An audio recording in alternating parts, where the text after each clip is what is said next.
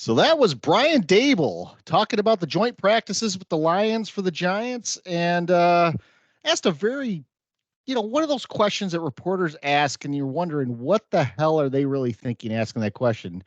Why do things get out of hand sometimes? And he very calmly says, because we have a bunch of competitors on the field. We try to rate it in, but it is what it is. Joint practices, training camp, things get heated. You hear brawls all the time. It's been going on forever. This is their livelihood, man. Guys are trying to make an NFL squad. What the hell you expect out there? Same questions every year. And it's good to be back, guys. I had a 1-week hiatus. The Novak carried the show with Mike and Scott, so glad to be back here, guys. So if you didn't know, if you didn't know that voice, it is, of course, Cardone. We are the three angry Giant fans and a Jet fan talking about camp, looking forward to preseason game this weekend, talking about Hard Knocks, a lot of stuff we're going over, top 100 player list, power rankings, but we have substituted Cardone for Giant Mike. So this week, Giant Mike actually had a work event. So I can't believe I host a show with two guys who actually work for a living. Yeah, it just doesn't sound right. So before we get started, let me give a shout out. So the Novak, the Jets fan will like the name of this town. Hello, Pennington, New Jersey. It's in Mercer County. It's near the Delaware Valley. It's sort of in the neck of New Jersey, if people know the shape of Jersey. Mm-hmm. Yep. Population 2,802, and it started being called Pennytown back in the day. And people didn't like the fact that Pennytown sounded a little bit degrading, so they changed the name to Pennington to remove some of those bad vibes. It's also a dry borough, which means there's no alcohol sales, and it's the home of Peter Benchley. You guys know why Peter Benchley is famous? I don't offhand. Author or the author of Jaws. Jaws. That's right. That's right. It was on the tip of my tongue. I'm like, I knew he wrote something. Right. So it's been Jaws month on AMC channel, I think. It's Jaws month. It's Shark Week and all that other stuff. And you guys will hear from me a little bit later on that kind of phenomenon. So Wait a minute. Can you go New Jersey? There's a fucking dry town in New Jersey. I was going to say the same thing, Cardone. What? We grew up in this state. No wonder. Yeah. No wonder why I never heard of this place or dare even. It doesn't. It's certainly not an exit on the Parkway or the Turnpike. How would you even get to this place? No one. That's never heard of such a thing. I'll tell you, a dry town still Ocean City, New Jersey. You could go down and bring your own beer, but you can't buy beer on the island. Yeah, I forgot about that one. Pennington, New Jersey. That's terrible. Yeah. Pennington, New Jersey, known for its weak winds. And weak arms like Chad. Doesn't Pennington hold like some record though for completion percentage in a season? Or Novak, you might know it, right? Am I getting that somewhere close? Like that. He was like something like that. He was like the king of the dump off though. Oh, the check down. Yeah, that was check down. He checked the paper cut you to death down the field. That was it. Yeah. Guy couldn't throw more than 10 yards, and anything else was a balloon ball. I mean, if you ask Wayne Corbett why he has so many concussions, is Pennington was throwing him these balloons up in the air that he had to go grab. Right. So just enough time for the safety to come over, just absolutely just lay Corbett out. Or yeah. So did Pennington make Randy Moss in college, or did Moss make Pennington? Oh, Moss made Pennington. Let's be honest. No, look, I love Chad Pennington. I have a Chad Pennington jersey. I gave my daughter a Chad Pennington jersey when she was born because he was around that time. But yeah, his arm was nothing to write home about. There's no doubt about that. By the way, what's your most embarrassing jersey you've ever bought? I absolutely know. I have a Zach Wilson jersey. That's exactly the most embarrassing jersey I have. So no question. Where is that right now? In the attic. In the attic. Yeah, it's not going to be brought out again. Where Gettleman was doing his draft for the Giants a couple of seasons ago, with a mask on. Gettleman was drafting our roster. That's a good question. So you're going to go with Zach? I don't know, Scott. I'd have to kind of think about it. I was always a running back guy for some reason. I had Joe Morris back in the day, which no Can't complain about that one. In Can't fact, my complain. nickname in section 130, Old Giant Stadium, I was Little Joe, called by a guy 3 rows behind us. I was probably in my teens back then. This is like going back to the 80s. And there was a guy, I think I brought it up on the show before, season ticket holder, we called him the Unknown Psycho, because the guy would belt out the perfect one-liners in the middle of a timeout or something, and we would turn around and we wouldn't know, like, where'd that voice come from? Who was that guy? So when we recognized the guy's voice, but never saw the guy. It was kind of like when Larry David was voicing Steinbrenner on Seinfeld or something. We're like, what? Anyway, so I had a Morris jersey, I had a Roddy Hampton jersey, I had a Tiki Barber jersey. I guess with the way Tiki disgraced himself as a Giant after retirement, I don't know. Do I go Tiki Barber? But guy was a pretty damn good Giant. I don't know. I don't think I have I don't have a. Yeah. He was pretty underrated. Oh yeah. I'd have to go outside the Giants for mine. I have a Kenny Skywalker jersey for the Knicks. Oof. Kenny Sky. What a all right, if we're gonna podcast. go out, yeah. You gotta have a football one somewhere. My Giant jerseys have been Lawrence Taylor, Rodney Hampton, and like 3 Eli Manning jerseys. Not bad. That's pretty good. Yeah. I had actually. No, go ahead, Novak. I had Wesley Walker, Curtis Martin, Kenny O'Brien, Boomer Esiason, Wayne Corbett was my favorite, and then Zach Wilson, and and I will not go Aaron Rodgers, just so you know. That's a pretty good run. That's not bad. So it's crazy. For some reason, I think I have this right. It's not going to matter if I don't. But when it was my Uncle Dan who got us into the Giants as when we were really little kids, my brother Greg and I.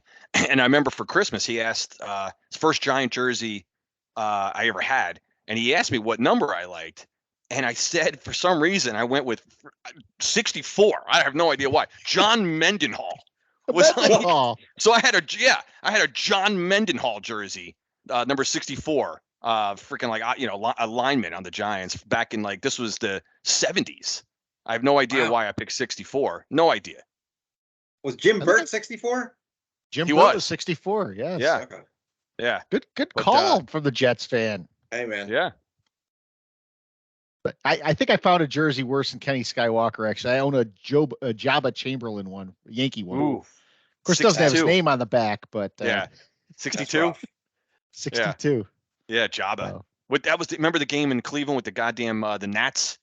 Oh, he was attacked by something out of a plague of it was biblical. And you realize they lost that series after they were winning that game. They lost that game and ended up losing the series. He was being attacked by insects. Joke. So the Giants are doing joint practices with the Lions. It's sort of that time of the year when teams are getting together, they're squaring off against one another, and most coaches actually prefer this format rather than dealing with preseason. So day one was sort of a rough outing for Jones in the offense, and you know what? There's all these reports about Daniel Jones having a couple interceptions, some overthrows, and social media goes nuts. Why are we paying this guy $40 million? What's going on? We're right back to where he was before last year. And then day 2 today was much better. Jones looked really sharp in the red zone. The offensive line was very good. A couple standout players and crickets on social media about Daniel Jones. I can't put up this should be a pet peeve, but it's not going to be one this right now. But I can't put up with the ups and downs of everyday training camp news coming from third parties where people flip out or start patting each other on the back and printing Super Bowl banners. It's ridiculous. Yeah, I'll save that response, I think, Scott, for a couple, because a couple of my pet peeves are the classic and ridiculous overreactions before the preseason hasn't even started yet. We had obviously the Jet Brown game last week, but in fact, one of my peeves is around your game, Novak, last week, or the day after. The reaction about the Jets. So I'll get to that later. But no, great point, Scott. It's absolutely absurd. And let's be honest. We know why these guys do it. They do it for social media. They do it for a reaction. They do it to it's just so people will read a headline or follow them on Twitter account or some bullshit. So I try to avoid all that stuff. I don't worry about. How can you worry about a joint practice at this point without even seeing a preseason game yet. How the hell are you supposed to get fired up? I mean, yeah, you'd rather they look better than bad, right? Yeah, obviously, but at the same time, can't get too high, can't get too low. It's ridiculous.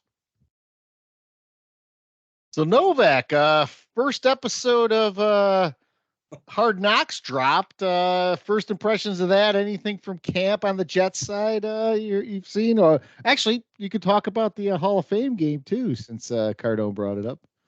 Well, I think it all plays into my whole thing with the Jets right now. Is it's too much. Like, we got the Hall of Fame, we got Klecko, we got Revis, we got Hard Knocks, we got Aaron Rodgers, we got the Sean Payton shit going on. We've got all of this stuff around the Jets. Like, I preferred being the laughing stock, I think, where I was under the radar. No one cared. Real fans were into it. Now all of a sudden they're this, like, people are talking about them. Why?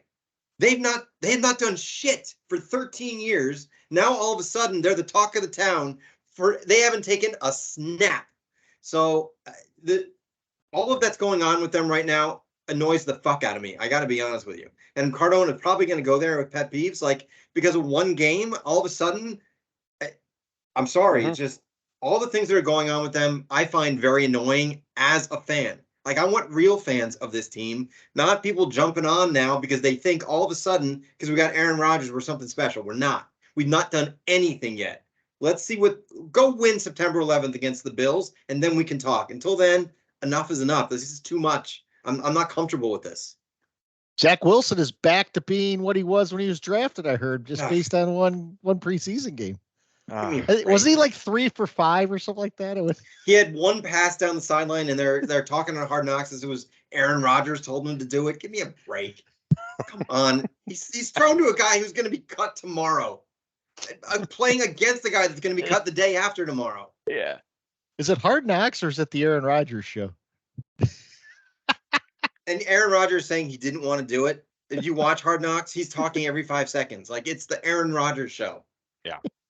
It's a reality show. It's I'm with you, Novak. I can't stand, again. We're kind of, I'll speak for all of us. We're old school fans. That just the NFL today and in this day and age right now, it's more off the field bullshit than what actually happens on the field. It's really it's tough to watch, man. It's tough, and we're diehard football fans, and I love this time of year when you're a month away from the season getting started, and it's the excitement starts to build. But it's tough to watch. I try to get right now. I just need to try to find out what's going on in Giants camp. I just so I can talk about it. Have some knowledge about it. I'm obviously want to see where there's been improvements, where's what to look for week one, and it's so hard to just watch. Especially the national networks, they're insufferable. If you want to read some of the New York media and follow that's a little different. At least you get better taste of your own team. The national stuff is impossible. But just to get a flavor of what's going around the league, I give up after about 8 minutes. I'm like, that's all I could take. That's it. Got to turn it off. Can't watch it. Totally agree. Excited for the training camps to start. Football's back. So excited. I'm over baseball. I could care less about it anymore. And within a week, I'm like, I'm tired of the preseason. Can we just get to September 10th or whatever it is? Yeah. Well, I'm tired. Cardone missed the last episode, but I'm tired of talking about Justin Fields being a pescatarian as if this matters in any kind of a way whatsoever on the football field. This is the kind of shit this is what they ask during interviews now. So, are you off the vegan diet? Are you I ate a little fish. Oh, you're a pescatarian. I think they just wanted to work the word pescatarian into a conversation. I mean, did you see today that Aaron Rodgers all of a sudden decides that Bryce Young is going to be a player? Yeah. And anyone gives any credit or value to what he has to say about a guy, coincidentally, as the same agent as Bryce Young. The fuck cares what Aaron Rodgers thinks of Bryce Young? Well, and I know one guy who Colin Cowherd said is not going to win a Super Bowl in his life, and that's Dwayne Haskins. So, Hey, Novak, this is what we were alluding to when all those rumors about the Jets signing the Dick. You've got the Dick now. This is it. This is exactly what the Three-Hanger Giant fans and when you were. This is what we were talking about, right? This is it's happening now, and we're weeks away. And God forbid the Jets start the season, whatever 1-3, you name it. You know what I mean? If they start the season struggling, oh, dude, it's gonna be bad. It's just gonna be bad. Totally. You guys, look, you experienced it. You got into the playoffs and went on that run to win the Super Bowl. What were you, 9-7 that year? 10-6? Yeah, 9-7 against the Patriots. 10-6 one year, 9-7 the other. Right. Yeah. So how satisfying? That's the season I want. Surprise everybody.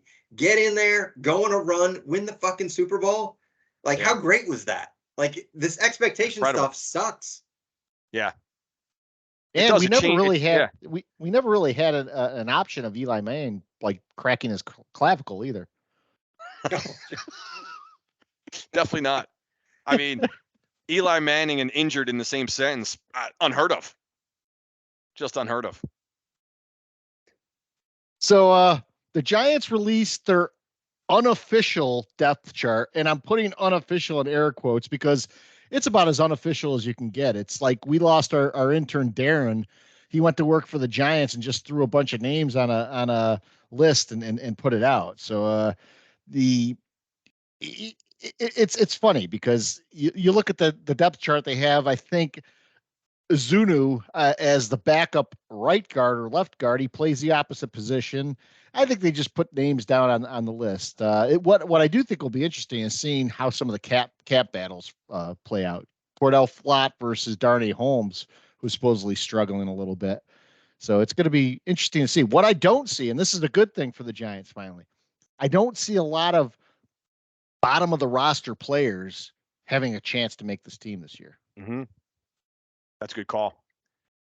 Yeah, actually, Scott, I was looking at I was doing my homework a little bit, and before we came on, I was studying the depth chart a little bit. I'm just looking at ESPN's version, and you're right. There's a couple. I mean, the starters. What I do like, I was asked this question earlier today during by a coworker. In terms of like expectations and the feeling going into this season versus last season, and on paper, which I hate that expression, but it's all we have right now. The starting lineup for the Giants, I like it. I like the additions. I think, so far we've heard some good things. It's only been a few, weeks or days really. But Hyatt looks to be, I've been looking for that next wide receiver to really step up, and Jalen Hyatt, 3rd round pick out of Tennessee, heard some good things about him. But you're right. As far as the, you can almost see the Giants cuts already in many ways, especially, in some of the offensive positions, receiver and you said guard, a couple of the guards and the linemen there. I feel like we have certainly the starting lineup intact, and then a couple of guys that could compete for that, as second stringers right now. But I like what I see right now, and the next few weeks obviously it'll pan out and we'll learn a lot more. But right now the starting lineup, I think it looks all right. Looks better than last year at this time. I'll tell you the sign of the times, Cardone, is last year Colin Johnson had a heck of a camp, looked like he was going to grab a starting role, got injured, and now he's not even in the discussion to make the team really. So I mean, he's going to be fighting just to make the team on that wide receiver crew. Does Sterling Shepard make the team? I don't know. I mean, there's going to be some hard decisions there because I think from what I've seen so far, Shepard's looked okay, but I heard Cole Beasley's looked pretty good too, and they brought Edelman in the other day to teach some route running to the receiver. So I think he's probably doing his little dips and moves and things like that for the slot guys. But it'll be interesting to see. I am, normally this time of year, I'm looking for that diamond in the rough to pan out. I don't know if we have any diamond in the roughs. This year might be more about who's going to grab a starting role rather than the backup role. Yeah, probably agreed. But doesn't that show you that you've got the right organization in place? Oh, right? Because you're not you're not praying for some guy to come out of nowhere to all of a sudden make an impact. You're worried about the 53rd man versus someone that you've got to find to fill a need, which is where the Jets have been for 13 years. Now it's different for me, but you guys are feeling the same thing, which has got to be a good place to be. Well, and I think, you look at the Jets, the way they've drafted the last few years, I think you're probably in the same boat too, Novak. No doubt. You guys are looking for depth more than a starter to emerge from some of the lower levels. Yeah, totally. I mean, I was looking at our defensive line, which is my favorite, unit right now and on the team. Solomon Thomas is our 10th defensive lineman. I mean, that's pretty deep right there. So, I mean, yeah, it's a nice place to be when you have depth at every position, and not, like I said, trying to find some guy off the street to start, which is where they have been forever. So who do the Jets have this weekend for their second preseason game while everyone else starts with their first? Good question. I've been in Europe for the last week, so I have no idea who they're even playing this week. That's you great. Put me on the spot there, Scott. But wait a minute. I have to say this. They're at Carolina right now. I mean, I was going to say they're down the street, man. I thought maybe we'd be going this weekend. Ever since I'll be going there Saturday. They're supposed to be at Bank of America Stadium, so I'll be seeing that. But I don't know who their second preseason game is. But the first one was I watched a little bit of it when I got back last night, but nothing really to write home about. It was who cares about preseason? Let's be honest. We do have to give a shout out here. I was going to do it after I did the hello, but Novak was in Belgium, and so we had 4 international downloads this week. Now, one of them sort of a cheat because Novak downloaded one from Belgium.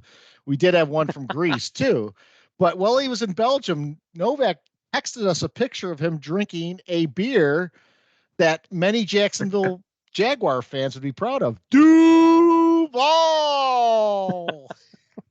Yeah, every time I ordered it, I screamed that out, hoping it was like, "Hey, Jag fan." No, I got no one. Crickets. There's none in America, and there's none in Belgium either. Cardone and I were laughing before you came on. We were saying in anything, don't even make it like football related, sports related, life related. Who goes on about their county? Nobody. Ever. Never. No, never. I was joking around with Scott. There's a lot of people, they might not know what fucking county they live in. They might not even know. I guarantee there's someone I hang out with here in Charlotte. They might not know what county we live in. They just think like, where do you live? Charlotte. Like, well, there's a county. Do you know what it? I don't know. Well, you've heard of CMS, the school system. Like, oh, is that what the M stands for? I had no fucking idea. I don't know. Like, it's bizarre. Duval. No, it'll be interesting to see the Jets get their first taste of Bryce Young. Oh, God. Is he playing? I guess, well, rookie, I guess. I don't know. He probably has to play a series, doesn't he? It'll be interesting to see. I think C.J. Stroud was just named number 1 quarterback for the Texans. I think Bryce Young's been taking the first rep, so it'll be interesting to see if they get into preseason games. And in one anomaly, the depth chart was released for the Buccaneers, and the quarterback position didn't list the first and the second string. It listed 2 players and had an or in between, which I've never seen before. So it's Baker Mayfield and I think it's Kyle Trask or something like that. Trask. Jeez. That was, Scott, to go back to your earlier comment, that was who Colin Cowherd said would never win a Super Bowl. It was Baker Mayfield, and then he said Dwayne Haskins. Well, that's not that hard to predict that, is it? Well, now one of them's dead. How is that guy not fired? Can I ask you? There was the guy in the Orioles that got, like, did you see this? Or the announcer who got, suspended for like 6 games for saying something about losing 2 games to the Rays or something? Kevin Brown, who I expected to be older, and the Kevin Brown that I knew as a pitcher in Major League Baseball. It was a different Kevin Brown, their announcer. But yeah, he basically just said the Orioles have sucked against the Rays for the past, 10 years. And the guy got canned for a day until public outrage got him back on. For saying what? For saying sucked? Is that what happened? No, I'm basically saying that they couldn't compete against the Rays for 10 years, which is a true statement. So, exactly. It would be like us getting kicked off the air because we said Dave Gettleman sucks, or that the Giants have sucked for years, or that we haven't beaten the Eagles since the 1990s or something. I don't know. Well, I guess in Colin's defense, it is true. Cowherd or Haskins can't win the Super Bowl. Right. Let's be honest here. But how's this guy not fired? Do you guys listen to this guy? He's the worst. Yeah. Occasionally. Yeah. I'd like to say I'd throw Cowherd under the bus, but that would be a bad punch. I used to really like the guy. but even he's jumped the shark or something. I don't know. You can't. They're all insufferable. All of them. It's impossible. Totally agree. Yeah. So anything you're looking forward to, Cardone, from the Giants and Jets this week? I really think this first preseason game, from what I've heard from Dable talk, we're not going to see much of the starters.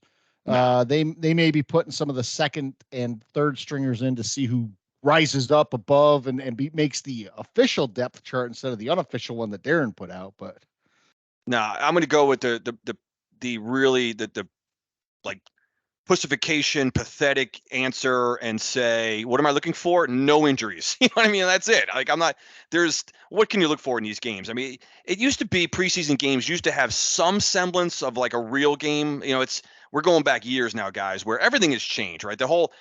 There's so many things different.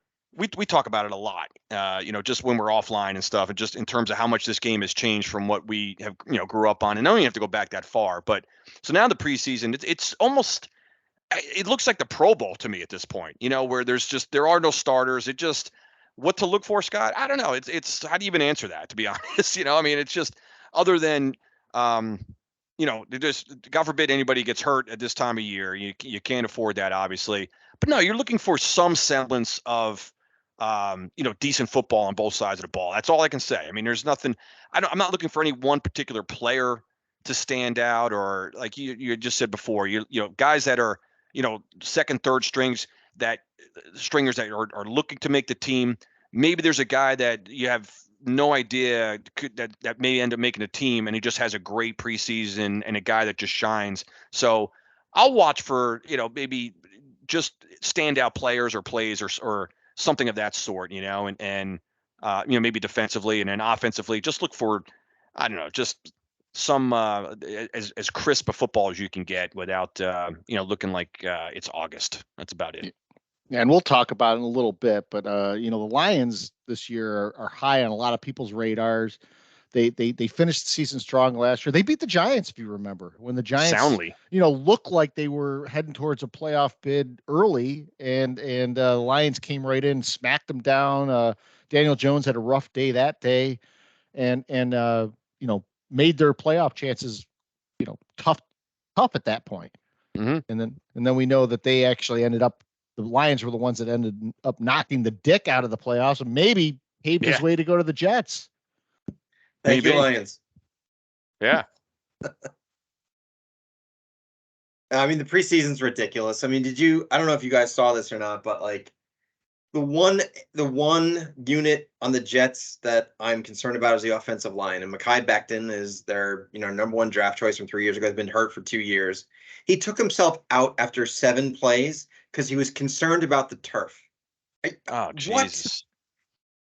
Can you imagine coaches from the 70s, 80s, and 90s just rolling their eyes or rolling over in their graves if they're dead? Like, what have we turned into? A guy's taking himself out of the game, trying to get an offensive tackle position because he's concerned about the turf. Imagine Jack Lambert doing that, or Mean Joe Green. Ronnie Lott, and picture what, Ronnie Lott like severed a finger and like, I think ate it and then went back in the game. You know what I mean? Like, man, it's so bad. It's terrible. You see Vince Lombardi on the side. Oh, you're coming off because of your toe. Come on, you're worried about hurting yourself. Come on, here's a seat. Come on over here. We'll put a blanket on you. It's unbelievable. Have a cup of water. Have a banana. Whatever you want to do. Get some potassium in you. Like, let's, if you're, what's his name is, Justin Fields. You got to get some fish in you. Let's sit down and have a nice, some cod or something.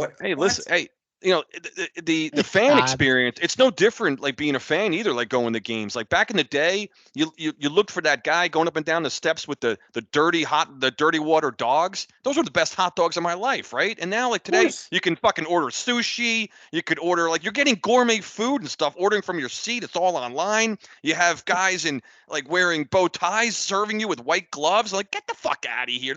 What has happened to like just going?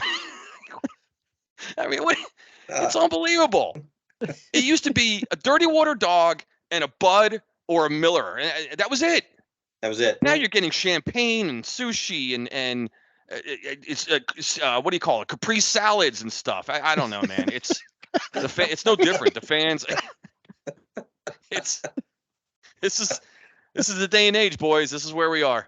This is I have a feeling from this part of the podcast on, it's all going to be pet peeves of one or another before we get to our official pet peeves. By the way, I listened to the pet peeve episode last week, and I was the one that compiled it to put it on the air.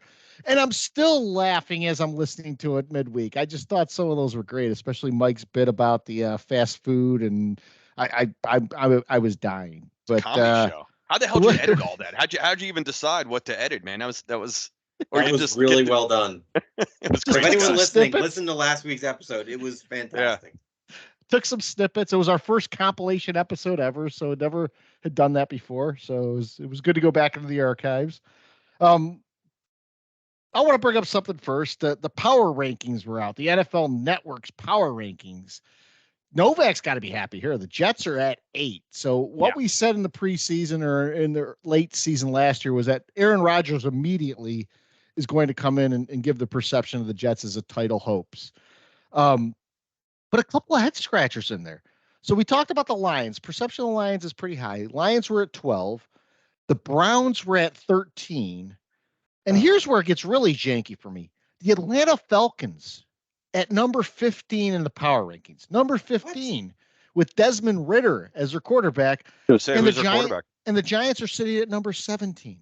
So, we've actually, one of the rants, I think, on the pet peeve episode that we aired was Mike talking about, basically power rankings and how it's you go through and you just rank the teams based on their record and that's it. Well, now we're elevating teams like the Falcons, who were terrible last year, have really done not much to improve themselves, and they're the 15th most powerful team in the league. The Browns at 13. What have the Browns done? The Browns are 13. The Browns are 13. 13. Browns. They're not even 13 in the AFC. I mean, they're not, man. The AFC is stacked.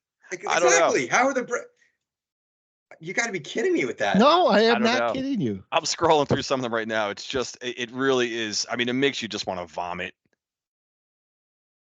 Look at this.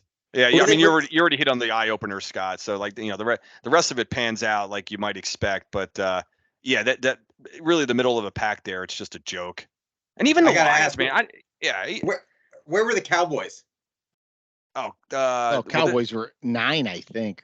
This one, I don't know. I'm on NFL. Sure, I see them at 6 here. 6. Oh, 6. All right, they were 6. Yeah, they were ahead of the Jets. You're right. They were ahead of the Jets. Yeah, Jets are 8, Cowboys 6th, and then your usual suspects there. 1 through 5, whatever. Chiefs, Eagles, Niners, Bengals, Bills. Yeah.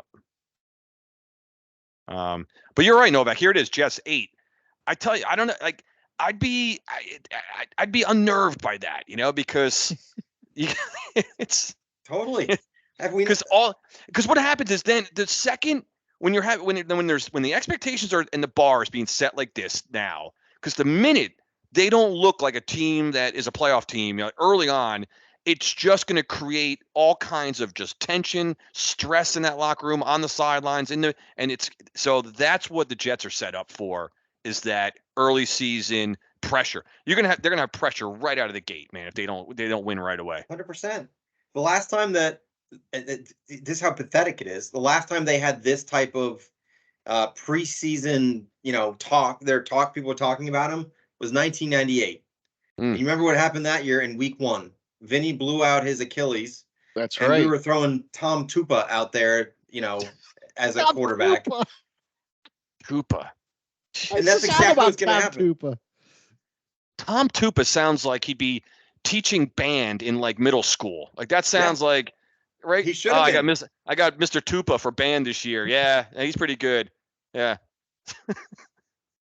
That's I don't like the whole like all of a sudden we're worth something. And this was kind of my pet peeve. So, but I'm going to say it. This unearned arrogance is the thing that I hate the most. About what now the Jets are, but that's something that should be saved for the Cowboys. Like, what have the Cowboys done for the last? And I know you guys have a huge fan. Brian Peacock seems like a great guy and all of that. So Brian, we got some questions from Brian Peacock coming up. So, good. But Cowboys, how are they always up at the top of the list? They have not done shit for 30 years, right? 1992 was the last time they were actually relevant, probably. 94. I saw a stat. They have won 4 or 6 playoff games since 2000. Only like the Dolphins and the Browns and maybe the Lions were below them. But yet every year we trot them out like they're going to be something. Yeah. Well, I'll give you I've mentioned this before a number of times. It's because I'll give you the baseball equivalent, being a diehard and lifelong, and Scott, you are too, a Yankee fan. It's the same thing. It drives me nuts as a Yankee fan that it's the same thing. The Yankees every fucking year are like one of the top 2-3 odds to win the World Series. I'm like, stop it. This team doesn't win anything. It's the brand name. So like, what do the Cowboys do? They take the field with a star on their helmet. That's what they do. That's it. So I'm going to answer, I'm just thinking about this as we're talking about the unearned arrogance. I like that, Novak. Here, it's such a weird anomaly. Scott, I don't know if you would agree. And if Hisman were here, I'd ask him the same thing. Like right now, it's weird. The Giants were deplorable for 5 years, right? And then so we're looking for some respect, some kind of relevance. We get it last year by making the playoffs and actually winning a playoff game, and now it's like, God damn it, I want them to be ranked. They respect this team, man. This team is going. You got to look at watch out for the New York Giants. Nobody wants this team, and here they are ranked 18th. I should be happy with 18. I should be like, all right, keep overlooking this team. Fine. I should be welcoming. Fine, drop them even further. Put them at whatever. So and I might take the opposite approach now as my and say, you know what, I'll take 18 because you want to keep saying that the Giants are not last year was because they're just going off. It was not a fluke, but they obviously overachieved last year. They're not quite as good as the team that was out there last year, and because they're going with the tough schedule, the perceived tough schedule, and everybody's 0-0 right now. But so that's all I'll say about the power rankings, because that's a season-long thing that disgusts all of us. Well, and another list, Novak had texted this over earlier in the week: smartest NFL fan bases.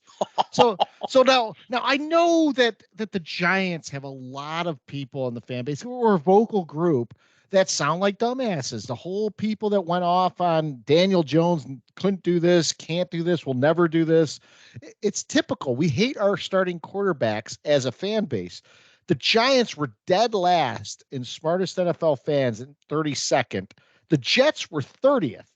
And even if you have the New York bias, I get that maybe a little bit, but the fucking Cowboys were number 6 in the smartest fans. Every Cowboy fan I know is a bandwagoner who probably couldn't name any more than 6 players on that team, and who just want to wear the silver and gold and sit there and put their finger in someone's face or something like that. Yeah. No, it's not even silver and gold, silver and blue, I guess. Yeah. How are the Giants 32nd and the Jaguar fans are ahead of them? The Jaguar fans are actually up a ways. The Jaguar fans are number 15. Number 15. Well, Carolina Panther fans, 22nd. Well, and I don't know a dumber fan base than the Carolina Panthers living in Carolina. Well, one of Scott and I, one of our favorite NFL moments of all time, Scott, right? Do you want to say it, or do you want I go with it? I think you'll go with it. Well, I love this one because any knowledgeable fan would this is where like the no football knowledge came from. Scott and I forget, we got tickets through work years ago. We're at a Panther home game. This is the George Seifert era, so that's how far back I'm going. And they're playing the Niners. They're not even playing the Giants. It's just a long time game. Ago. Yeah, we were just at a game. It wasn't it wasn't conflicting against a Giant game. We're not going to miss a Giant game to go see the Niners and Panthers. So we're at the game, and the Panthers are up comfortably. They're up by 17 points with 6 minutes left to go in the game, let's say. And they had like a 3rd and 8 at midfield. And so what do you think they're doing? So the Panthers run the ball up the middle and punt the ball away to obviously kill some clock. The Niners were down to maybe one timeout. So there's, again, 6 minutes left. Panthers up by like 17. They hand the ball off. Fair. Nobody was like, that's what you're supposed to do. There was like some jack off behind us. Great call, Seifert. You still way to throw the ball. Way to be aggressive on 3rd down. Scott and I, here we are, not even caring who wins the game, barking at him like no football knowledge whatsoever. He's trying to burn the clock. San Francisco has one timeout. How many more times are they going to get the ball back? We went through an entire diatribe and smacked this guy between the eyes. And somehow, years later, they're getting the smarter fan tab than the Giants are, Scott. So maybe we don't know what we're talking about. By the way, the Panthers comfortably went on to win that game. The Niners never threatened again because guess what? They ran out of time because Seifert was handing off the fucking ball, as he should have. So Scott and I were right. But Novak, I mean, what's your take on that too? I mean, because the Jet fans are thrown on there with shade being the 30th stupidest fan base. I don't buy it. I mean, I know New York has a reputation of being loud and obnoxious, but think about some of the fan bases out there, how ignorant they are. Like you said, what Jaguar fans could possibly have been polled to be the 15 smartest fans? They're yelling Duval like fucking idiots. Well, look, the reality is New York fans, and we can look. I agree. I have a ton of idiot Jet fans on all my Facebook boards I'm on and everything else, and I just roll my eyes at the stupid shit they say. But they're passionate and they know every single player on that team. Everybody. They know every 53rd player on the team, the practice squad, and guys that were cut. You're telling me that the average Jaguar, Panther, I don't know, Cincinnati Bengal fan knows anything about those teams? Name any fan base. They do not. Absolutely not. So these lists in general are stupid. And as a Jet fan and living the shadow of the Giants my whole life, I said this. I listened back to the first podcast I was on with you guys. Giant fans are smart. They know football. They know the team. They respect it. They they complain about officials a lot. I said that. But other than that, oh, we do. Giant fans are smart. They know the game. They understand it. And that list drove me nuts. And guys, I'll tell you this: the number one fan base was the Bills. I don't really have a problem with that. I don't have a problem with that at all. I might not disagree. Actually, the third smartest fan base is Tampa Bay Buccaneers. Are you fucking kidding me? No. The eighth smartest is the Houston Texans.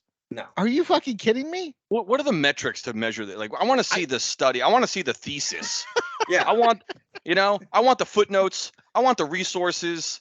I want the bibliography. I don't even know if you still do that. Like when I was writing papers, like that's what I want the source. Where did this stuff come from? Exactly. I have no problem putting the Browns fans, the Lions fans, the Bears fans, horrible teams for years. That doesn't mean that doesn't make them dumb fans. The fact that they stick with those teams, in my mind, they're invested. They're smart. They get it. They know what they want. Like they care. Like all these other shit teams, like you said, the Panthers, the Texans. What garbage organizations are they? Sir Purr, give me a break. The Chargers fans are 16 and they lost a franchise from San Diego. So are you telling me all these people in LA are like all of a sudden, hey, I'm smart. I'm a smart Chargers fan. Yeah. It's ridiculous. Hey, real quick before I forget, I know you just mentioned Sir Purr. I was going to make mention of that brings me back to does anyone know, did Poe from the Ravens fully recover from his torn ACL? Did this happen during preseason too? When did that last year? Was it preseason? I think it was preseason because Harbaugh actually gave I think it was because in his press conference, Harbaugh actually said, we think we're going to lose Poe for the regular season, but we may have him back next year. Yeah. Is he back? I need a Poe update. Poe is back. And the reason I know that was preseason because that was the first time I was on this podcast. And I was like, I'm in here talking about a mascot? What kind of fucking podcast is this? That's you never know what you're going to go with three angry Giant fans. You just apparently, yeah. Speaking of which, lists. Let's continue with the lists. The top 100 players, as voted on by the players, came out from the NFL Network this week, and let's look at the top. I'm not even going to talk about the Giants yet or the Jets. You look at the top. Josh Allen is number 8. Guy's done pretty amazing things since he came in the league. Joe Burrow, number 6. Guy's led the lowly Bengals to playoff appearances whenever he's been healthy. Super Bowl appearances. A Super Bowl appearance, yeah. And at number 3, Jalen Hurts. Yep. How the hell do you put Jalen Hurts above Allen and Burrow and some of the other players on that list? I have no problem with Mahomes being number 1, Justin Jefferson being number 2. Hurts being number 3, I got a big problem with that. And you've only mentioned quarterbacks. Yeah, I'm only mentioning quarterbacks. There's what, 21 other positions, and Jalen Hurts is 3. I was talking to a guy at work, Chris Coons, who asked a question on one of our previous podcasts. He brought this up to me, and he said the same thing. How is Jalen Hurts number 3? 3 in the league? Are you kidding me? How long till it took to get to an actual impact defensive player? Micah Parsons, I guess, was probably number 11, I believe. Okay. Because even Aaron Donald wasn't even in the top 10. Now, I know Aaron Donald had an off year last year, but Aaron Donald, everyone looks at as being the defensive player of our generation. How is this guy, just on reputation alone, not in the top 10? And this is just the players. How does this thing even work? Is it just That's the thing I don't know. I don't know if they write down 100 players' names, if they're all, is this all Eagle players like voting Hurts number 1 overall? Right. You think every single player is casting a vote. I can't believe that. So who even knows where the actual results are coming from? No idea. And it's just based on like last year, right? It's obviously year to year because they do it every year. It's not supposed to be yearly. It's supposed to be reputational. If you look though, like if anything was an indication of team success, the Raiders should have been in the Super Bowl because Devontae Adams was number 13 and Josh Jacobs was number 12. Josh Jacobs, come on. We talk about the running back position being devalued because I'll tell you what, Christian McCaffrey was pretty high. He was at like 37. I think Barkley was at 31. Josh Jacobs was the top running back at number 12. Josh Jacobs. So where was Barkley in the running backs? Wasn't he like only number? He was like 3rd, I think. Was he 3rd? Okay. He was behind at least Derrick Henry and Josh Jacobs. He might have been behind a couple others, but he was ahead of McCaffrey, which that's a slap to McCaffrey. Even that, McCaffrey has had a hell of a year. I didn't. Yeah, okay. Again, this stuff. But it gets us riled up, right? Just because. Same thing like the smartest fan list does. It's all bullshit, but it still gets under our skin, doesn't it? Just like this stupid ranking, it does. Well, I started looking at anomalies, and here's one that I picked out immediately because I think this guy is a good player when he's healthy. He's not always healthy though. George Kittle, number 17. So George Kittle at number 17. Was 20 spots better than his own teammate, McCaffrey, who was 37. He was 22 spots better than Jamar Chase, who is the Bengals' number 1 receiver, touchdown maker. He was 30 spots better than Cooper Kupp, who we know had like 140 receptions a couple years ago. And he was 63 spots better than the next closest tight end, who was Mark Andrews. So you're telling me that there's not a tight end from number 80 to number 17? Yeah. It's a joke. Yeah, I'm certainly looking at that. It's funny, just as you mentioned McCaffrey's name, I was scrolling through in there and I see him there. And you asked me just, at any time of the, of the day, I'll say, I'm taking McCaffrey over Kittle, in terms of just football talent and who I'm starting my team with, on the offensive huddle. So, again, perfect example when you're looking at 2 guys on the same team. I don't know how many guys are taking Kittle over McCaffrey. I'm taking McCaffrey. I don't know about you guys, but I would take McCaffrey over Kittle. Absolutely. And forget Jalen Hurts being the 3rd best player in the NFL. I would take 7 quarterbacks before him, maybe 8 or 9. And he's 3rd in that list. That makes no sense to me. I didn't see exactly where Rodgers was, but I think he was in the 50s. Come on. If I'm having one season, would you rather have Jalen Hurts or Aaron Rodgers? And even much as I can't stand Aaron Rodgers, I would take him before Jalen Hurts in a heartbeat. And I think you guys forget his personality. For 1 year, would probably do the same. Maybe you wouldn't. I don't know. The funny thing about Jalen Hurts is Jalen Hurts to me is still a 1-year wonder until he proves otherwise. Just like Eagle fans would say the same thing about Daniel Jones. but Daniel Jones isn't even on the top 100 list, nor is Andrew Thomas. And Andrew Thomas is probably one of the premier tackles in the league, and he can't even break the 100 list. Come on. Yeah. Yeah. Longevity has to count for something still, doesn't it? I mean, again, I know this is sort of an annual list, but yeah, it's a good point, Novak. I mean, Rodgers is 51, by the way, for what that's worth. But right now, yeah, if you give me still the Aaron Rodgers that I think is, Aaron Rodgers, yeah, I still, I still would like to have Aaron Rodgers under center. And I'll say this: you put Aaron Rodgers on the Eagles last year, I think the Eagles are still in the Super Bowl. Of course. Yeah. Yeah. No doubt. I think so. Definitely. So I'll start with Novak. You got pet peeves this week? Well, we went through a bunch of them, so now I'm gonna have to go. I'm gonna go to my preseason team. I got to go to like the fourth stringer with this. So I was gonna go with Colin Cowherd because I just can't stand that guy. But I'm gonna go with the use of social media by the players. As all of a sudden this has become something we have to watch when either they're annoyed about a contract or they don't like the playing time, but they're not getting enough catches. The fact that this is even brought into the discussion of how we evaluate whether or not they are happy as a player, who the fuck cares? Like Breece Hall, this is why I'm so annoyed by it. Like the Dalvin Cook thing with the Jets, he's brought into camp and everyone's now tweeting, oh, Breece Hall took the Jets off of his Twitter account. Really? That's what we're worried about? That he took the Jets name off of his Twitter account, like he's sending some secret message. Can you imagine Bill Parcells back in the day, like giving a shit about what anyone did on Twitter? Like that, the fact that it's part of the whole discussion about the player, to me, drives me insane, and I'm just over it. The whole thing just drives me crazy.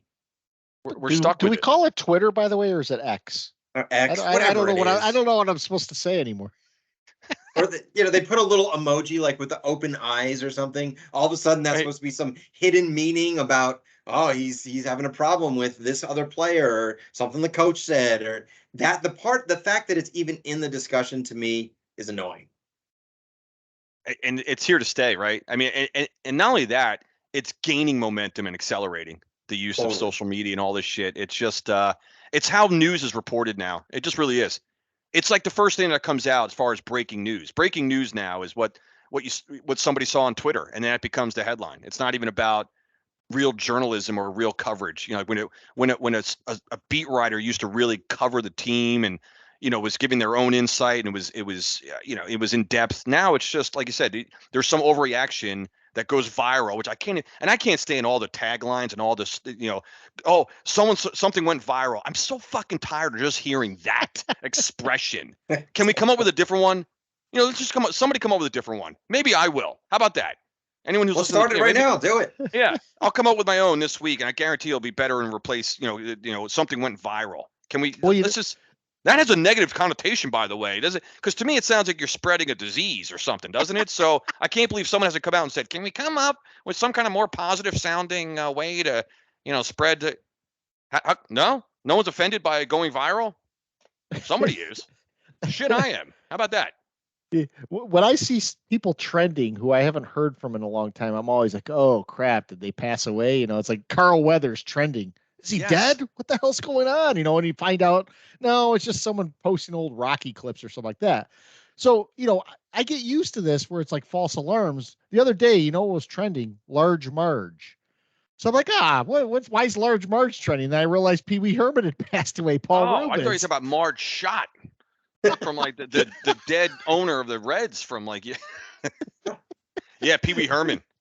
So it's like you get blindsided by these other ones that show up. I'm like, well, why is Large Marge trending? What the hell's going on here? Wait, you say Marge or wait? Is it Marge or Marge? Large Marge was from the Pee Wee Herman's Great Adventures movies. I don't remember that character. I certainly remember Pee Wee Herman. Paul Rubens. She was a truck driver. Yeah. Okay. Yeah. Shit. So that was my thing. Well, it's that no, that one's gonna have to be in the. It's like a Hall of Fame pet peeve because it's not going anywhere and it's just getting worse. So that one we can bring up all the time. It's crazy. Yeah, mine is sort of, again, because we're at this stage right now where we're getting all the preseason predictions and all this stuff. And I saw one last week. Well, there's we'll talk about, you mentioned the Jet game, but I don't know how much you guys watch Dan Orlovsky. This guy on First Take, he's on all the shows in the morning. Someone decided that Dan Orlovsky is a great analyst or something like that. He's opposite, Stephen A.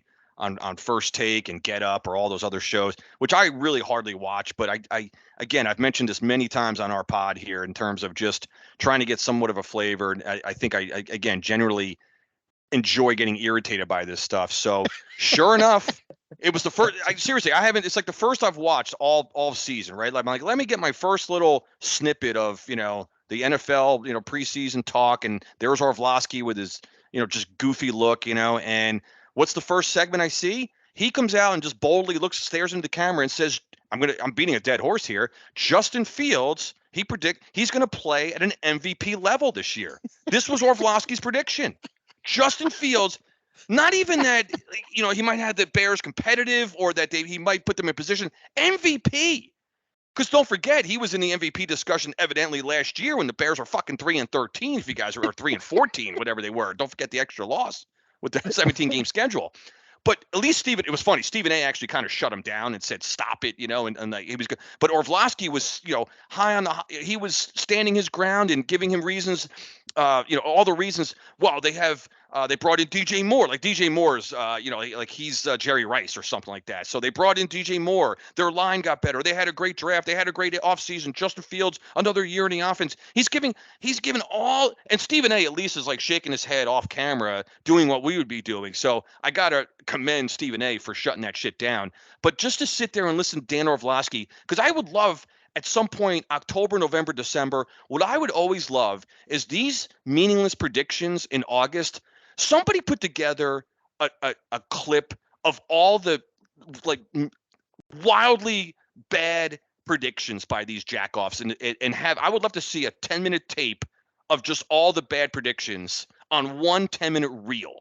And this one, Orlovsky saying, because there's no accountability. No one's going to go back to that. When Fields is running around like he normally does each year, like doing nothing, no one's going to go back and say, hey, Dan, didn't you on August 5th say that Fields was going to – we're not going to remember it. We're not going to go back to that. But guess what? I fucking will. I'll remember it. And I'll be talking about that on the Three Angry Giant Fans and a Jet Fan in week 10 when Fields is 2-9. I'll tell you that. Or week 11, whatever it is. So just having to listen to Orlovsky go off that Fields, I could barely even function and listen to this in my living room here, listening with MVP level, Justin Fields. At the beginning of last year, I know Mike and I were more vocal than this than you were, Chris, but we were saying, what do people see in the Philadelphia Eagles this year to predict that they're going to do well?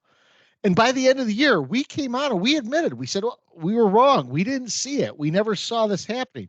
With Justin Fields, we've been steadfast saying, what do people see with this guy? It's not been like a blip here, a blip there. They are out and out just throwing love on this guy for no reason whatsoever. And I don't see it. And I'll apologize profusely if it ever comes to pass. But I think this is one bet I'm going to win. Here, let me flip it one. I like to do this too, guys. Furthermore, when you throw a different name in there and just erase Justin Fields and then put in your own name and see how ridiculous it sounds or what the reaction would be. So I said, imagine Orlovsky looked into the camera and said that about Daniel Jones this year.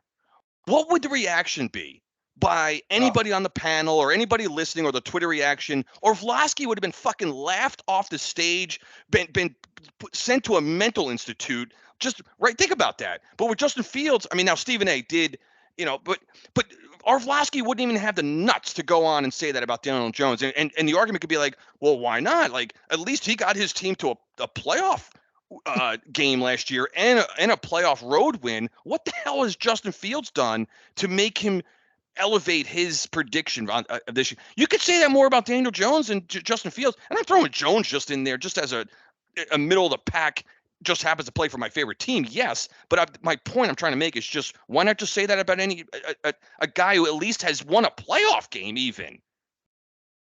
It's nuts. Ask Sam Darnold and Baker Mayfield how much DJ Moore helped their reputations. Yeah, exactly. Right. Yeah, I don't understand the fascination with Justin Fields, and we've talked about it a lot. I get that, but it's every single commentator, every single one is in love with this guy. Right. And I too think I didn't see it, and I was listening to your podcast, started coming on, and I'm like, I agree with you guys. I don't see it. I don't get it with the fascination with this fucking guy. I don't know. And that's what I understand. It's similar to Vince Young. What happened to Vince Young? Oh, right. But that's a great call, Novak, too, Scott. And Scott, like where it becomes media and nationally wide, you know, where everybody has the same narrative. Why can't there just be one person say, you know what, guys, I'm going against the mass crowd here. And just like I don't think that he's going to be the player that other people are saying. What's wrong with just saying that? What are you going to be, just fired from your job just for giving your opinion? Maybe you might actually in today's world. Who the hell knows? But by the way, I was just thinking about this when we were talking about the 100 player list. Geno Smith was in the top 100 player list this year. Yeah. It was. Yep. Yeah. No, I saw that. So my pet peeve is it's off the playing field. It sort of ties back in. We were talking about Peter Benchley being from Pennington, New Jersey, the author of Jaws. And I think about this, you know, we take vacations every year. I usually go to the beach because my family loves going to the beach, and people freak out over sharks. We have Shark Week, you know. I think Cardone alluded to that earlier. We got a whole month of sharks. Yeah, we see sharks all over the place. So shark attacks. You think that they're just devouring people left and right. How many people worldwide do you think die from shark attacks each year? Well, they always debunk this myth, right? Where there's hardly any, you know, shark deaths, or deaths by shark. I don't know what the number is, Scott, that you're going to put out there, but isn't it like extremely rare to get killed by a shark or even bitten by a shark when you consider that worldwide? It's pretty steady over the last 5 years or so. Between 6 to 8 people each year get killed by sharks worldwide. That's it. Well, that's what I mean. Not the East Coast. Like they would have you believe, like Florida, people are just getting devoured like they're, you know, sardines. I mean, think of that's a great one, because Cardone and I grew up in the same town, and we went. Did you go to Seabright to go to the beach clubs and all that, or whatever? Yes, absolutely. So, yeah, well, a number of spots, but Seabright was one of them. Yes. Right. So a shark would come by, and back then it was like, all right, need to get out of the water. Very calm. Now, a shark is sighted. People are flipping out. People are running all over the place. Like, it's no different than the NFL, right? I mean, it's like the media and everything else has blown this up into this whole thing. That's a great one, Scott, but it's so true. But I'm going to give you some stats here, which even back this up. So each year, I just said 6 to 8 people die from shark bites every year. Vending machines kill 15 people a year. Vending machines toppling over on someone. 15. So some 15. Jackass is probably up there like, give me my money, and pulls it on top of them. There's 15 of those jackasses out there. We don't have vending machine week on Bravo or anything like that, you know. I tell you, well, we do have Costanza at the car dealership trying to get a Twix bar, where Sal or Maul or whatever, the guy with the one syllable name, the mechanic, you know, he got the extra one when but Costanza, so vending machines, I never heard that. 15 people taking selfies in dangerous positions. 12 to 15 of them die a year.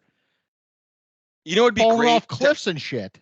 I would imagine this, like this, if I swear to God, I always wanted to be like a Saturday Night Live skit writer or some kind of shit like that. I got to do this, because imagine anyone who's listening, and if you guys remember the show Card Sharks, the game show growing up. Oh yeah. Right. So deck of cards, and like you turn over like a 6 or whatever. And so but remember, they would ask questions to the contestants, and they gave like this thesis instead of just saying, so imagine that question like, hey Novak, like how many people a year get killed by sharks versus like vending machines? And if you said like, well, Jim, I think based on what I've heard, like I've seen the movie Jaws, and I got to say shark bite, it's got to be 70% over more than vending machines. No, asshole, you're wrong. Like imagine seeing that question on card sharks. Who's going to say vending machines are killing more than shark bites, shark attacks? But you'd be right. I'll give you a better one. Champagne corks kill 25 people a year. I have no idea how this actually happens. Like, do you have to get hit in the temple, or does it hit you in the eye so hard that you die or something? I don't know how that happens. Champagne corks, 25 people a year. And I can see this happening, especially in nursing homes. 34 people a year are scalded to death with hot water. This is wild. But yet, we hear about sharks as if like you step in the ocean and your ass better be looking out for sharks. Yeah. That's amazing. Well, now that you told me that, Scott, I think that my, I'm going to think twice before I go to a vending machine. I mean, right? I mean, I don't go, people don't want me to go in the ocean because I'm going to be bit by a shark. I want a Twix bar. I might be like, whoa, I might want to think about this. Wear a helmet. My chances are a lot higher than getting, bit by a shark. Yeah, I'm ashamed. I'm not really ashamed to say this because the statute of limitations has run out, but we used to put salt water into vending machines when we were in college, and it would just spit out coins and whatever was in the vending machine because it would short circuit the vending machine. I don't know. That probably wouldn't work nowadays, but we used to take pillowcases, come away with like sodas for the next 2 months and about $40 in change. That's awesome. Lewisburg, Pennsylvania, didn't know. Yeah. Yeah. See, I was an engineer. We had a lot of engineers. There you go. By the way, I went to school at Bucknell, which is in Lewisburg, Pennsylvania. Novak was 20 miles down the road from me going to school. Not even. Yeah. Not even. Right down the road. Right in Selinsgrove. That's right. Susquehanna University. Go right Crusaders. So we do have a couple questions. They're from Brian Peacock, and they're less about questions than they are about statements. And unfortunately, Mike's not here to answer one of these. But Brian Peacock asked if we're worried about regression. He's obviously aiming this at the Giant fans. And I think from what Cardone and Mike have said earlier, their predictions for the Giants this year are a little bit light.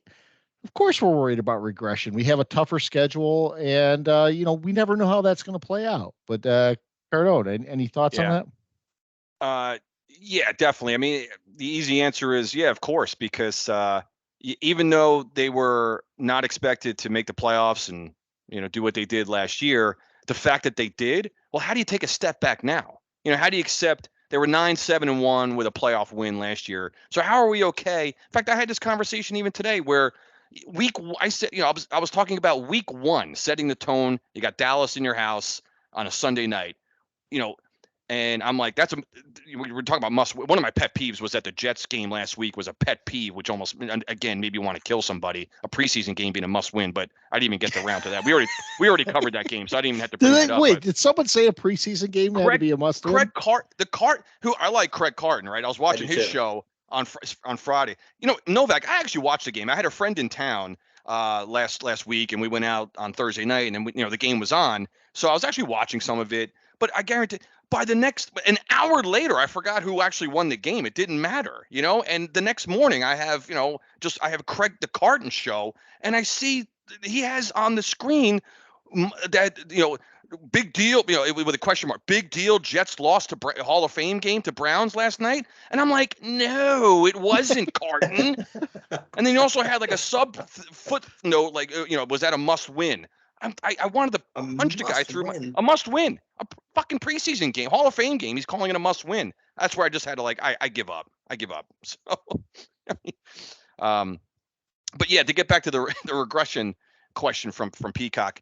Yeah, definitely. I'm concerned because it's after you had such a great unexpected season last year, where they were ahead of schedule. Daboll's first year, we know all that. It's now, how do you go back to not making the playoffs this year? So yeah, I'm looking for the Giants to It's funny. I was probably looking for them to do exactly the same just because of the division they're in. I don't see them competing for the division with the Eagles there for sure. And, Dallas is still there. And I think they're certainly in position for, wild card team again. So, but yeah, I'm worried, to answer the question. Yeah, I'm worried, man, because you don't want to go backwards now. You want to do it. You want to have at least the same success, if not one more game better. Yeah. And that's where I'm not really worried about regression. I think they will stay the same or do better. It is a tougher schedule, but I will say this is where Dable and Shane start proving that we're on a trajectory like the 49ers are a team like that, where you start to compete year after year. And it doesn't have to be that you're winning the Super Bowl every year, you're competing for the Super Bowl every year, but it's that you're going to be able to compete with Philadelphia and Dallas at least. Yeah. And I haven't even thrown Washington in there. They have their own set of problems, but yeah.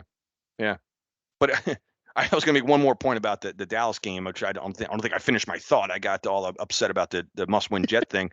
But I mentioned right away. The question came up, and I was like, well, yeah, man, you got to, Dallas. You got to get off. Win week one. It's a home game against Dallas. Beat your division opponent that we don't beat Dallas and we don't beat Philly. So beat them. And then, the comment was sort of like, well, as long as they play well, I think that would be encouraging. I'm like, no, man, wrong attitude. Like that's not good enough right now. It's not. Maybe it was last year, but now a year later, I'm not saying it's good enough to be like, well, we saw some good things. And because regardless of how it happens, and we'll be talking about it after week one, Giants lose that game, I'll be pissed. I don't care what happens. I'll be pissed they lose week one. I know Dallas is already favored by 3. That's fine, but I don't know how you'll feel, Scott, about it. But I went into last year thinking we'd lose against Titans, and was very happy that we won.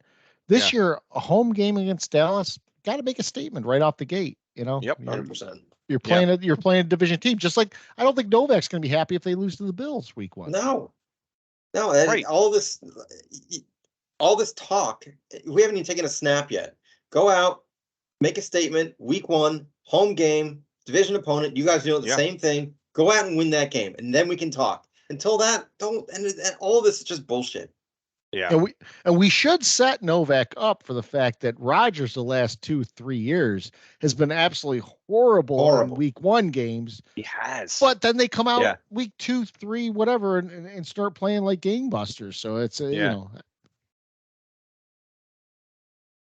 Yep. Yeah, we'll see. Bright Peacock also says, and I know Cardone's going to take a little issue with this, as I do, don't believe the hype on Hyatt. He's a 4th receiver on most teams at best. Now, I'll tell you this, the highlights I've seen from camp, and his camp, he's running in pads. He looks fantastic. Yeah. They're clocking him at speeds with these, the analytics and everything else that looks pretty good. I have no idea how Hyatt's going to do. Here's what I like about the Giants is the Giants don't have to have Hyatt step in week one and be gangbusters, because I think that they've improved their wide receiver core, that if Hyatt produces at even a mediocre level, that's a bonus for this team. And then if he exceeds those projections, he ends up being a number 1 or number 2 guy. Hey, we got him in the 3rd round when he should have been probably a 1st rounder based on some people's grades. Well, my return question was, well, how does Peacock know this? I mean, all right, then make the argument why he's a 4th best receiver on any team. Like, what's the argument there? That's my question. His argument is that it's the Cowboys coach who said to Hyatt in the video that went viral, as you said. See, well, anything that goes viral, shit, it's like you got to believe it. Then you're just fast. You don't know how to run routes. Is basically what the Cowboys coach said. Right. So a lot of Giant fans are holding on to that, saying, "Yeah, we'll see how that goes." Yeah, but you just made a great point too, Scott. We don't need this guy to come in and have 12 catches and 160 yards in week one. He's just an addition right now to an emerging and wide receiver crew that has improved, certainly over last year. Don't forget Waller too, adding to the tight end, short yardage, passing distance there for Jones also. So the passing game, we have some good targets, and we have some some things there. So Hyatt, no, listen, I mean, I see his point. Obviously, we don't know. Nobody knows. I mean, it's one of those things again at this point in the preseason where, yeah, you hope the guy will have an impact, and you just hope that he's more talented than. It's one of those things where, I read up like, hey man, they got him in the 3rd round, the 73rd pick, whatever it was. I just read Giants got a steal with Jalen Hyatt, so like, hey, that'd be great. I don't know. Okay. I'm just a fan. I can't claim I know how good this guy was or is right now. So I'm gonna watch, hope, and wait to see. Well, on August 9th of last year, we had no idea who Isaiah Hodgins was, let alone end up being the team's best receiver. So you never know how these things are going to play out. Right. You know? Exactly. A 3rd round pick wide receiver, if he contributes anything, is a positive. Exactly. That's right. Right. I mean, if he's 600 yards, 5 touchdowns, and doesn't drop a ton of balls, win. That's 3rd round wide receiver. Wide receivers don't play well in their first year, except Garrett Wilson, but they don't generally play well. It's true. Novak, any parting comments you have about the way the Jets have been so far? Hard Knocks, the Hall of Fame game, anything we haven't covered? No, I think we covered it. Like I said, though, I'm just very nervous about the hype of this team, which I'm not used to. I'm used to being the laughingstock, the Rex Ryan and the wife and the feet and the butt fumble and all of the other jokes that hang on about the Jets, and I stick with them. And I'm not saying I liked that, being still a fan of a joke, but there was something about if they could just turn it and people will be surprised. I love that. I don't like the place that I'm in right now, which is overhyped. We're just setting ourselves up for a fail, and I'm terrified of this. I don't like this position. Something in the middle would have been nicer, like a team on the rise, under the radar. Maybe they win 10 games, get hot, go into the playoffs, get to the Super Bowl. But I just am very concerned about the discussion about the Jets right now. I would be too, man. I would. Yeah. Yeah. Yeah. It's too much. Spot on. Yeah. I've never liked it when the Giants are hyped versus, them laying under the radar. And they haven't been hyped in a long time because of where they've been, and same with the Jets too. But I always prefer the underdog role when we can have it. Yeah. Same. Cardone, you got anything else tonight?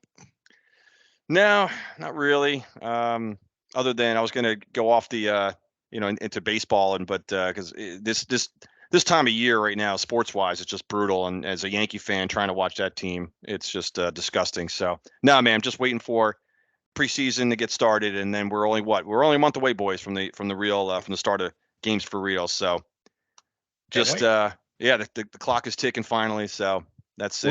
We got preseason games starting this week, and from here on in, it's basically game on because everyone's going to be looking for the season. We're going to get some injury news coming out, basically throughout camp. To play off what Cardone said about the Yankees, I want to know how the hell you keep trotting out Severino to pitch when the guy can't get anyone out. I said, put me in for 2 innings.